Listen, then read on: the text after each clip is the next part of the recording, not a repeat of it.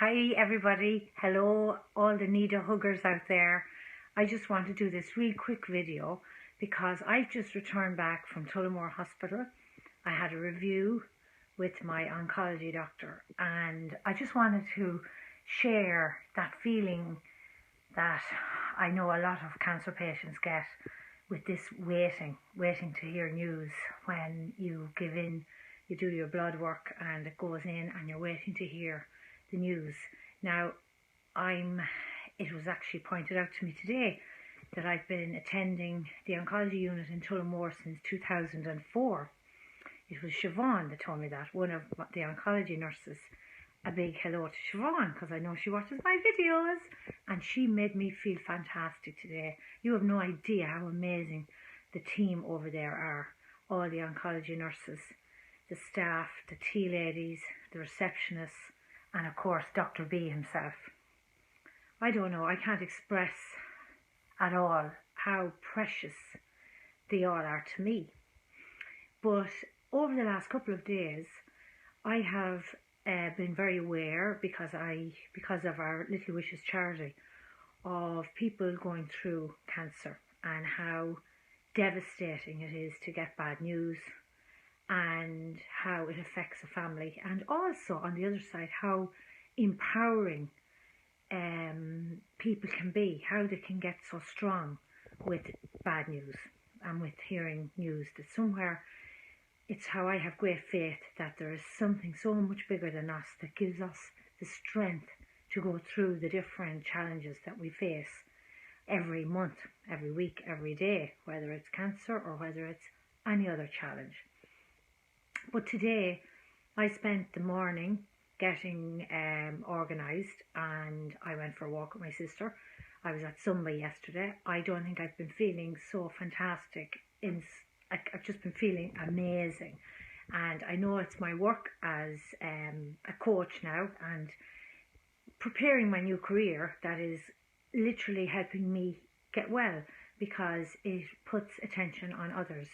My fantastic mentor, Moira Geary, when I was doubtful about starting this career, she said to me, Nida, it's not about you. It's about what you can do and how you can be of service to others by sharing your own personal experiences. And that's why right now I have this need to share my story, because at one point I was in there, my bloods were done early and normally I'm in and out very quickly. But today there was a wait and I was in the waiting room and I looked around at all the different patients and all the different stories and all the different backgrounds. And I was there with my husband Jerry.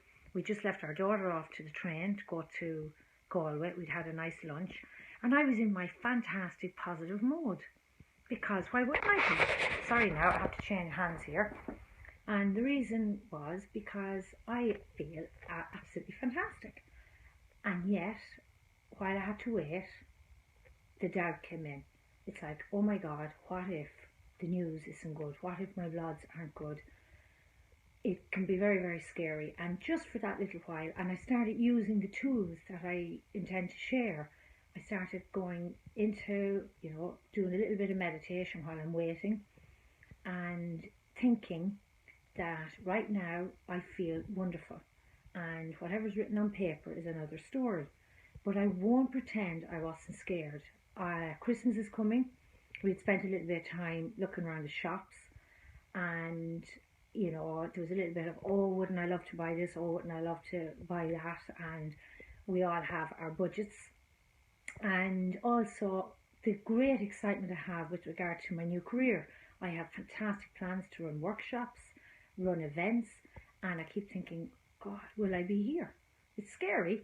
And yet I feel terrific. So I just had a few minutes of that horrible, horrible feeling that I felt before of dread of hearing news. Then, as it turns out, I got the best news I've got in months. For the first time in months, I didn't need a blood transfusion. I've had to have blood transfusions almost every month for the last while. I'm on treatment and it's working and it's doing well, and my bloods are the best they've ever been in a very long time. All my fabulous clan over there were thrilled for me Dr. B himself is blown away. He said he's been blown away by me for quite a while, because he goes, something is written on paper here, and yet you look so different. You've come up 3 flights of stairs, flew up, you're doing Zumba, you're walking, you're doing yoga, you're juicing, you're doing all these things, and it's working. It's absolutely working. And the biggest thing that's working for me is letting go of the guilt and of the beating myself up. And I cannot wait to share everything to everybody that it will help, because it means so much to me. I came out of there elated. There is no lottery win that will ever give you that sense of absolute gratitude for feeling well. As my father says, it's well to be so well. I feel so grateful, so elated to be so well. And while I was there, I watched a man in the corner who was in pain, and I sent out the greatest amount of prayers and love to all of those who are going through a challenging time, whether it's with cancer or anything else. I know that all I can do is pray and send out healing and positive vibes to all of those who are going through a challenging time.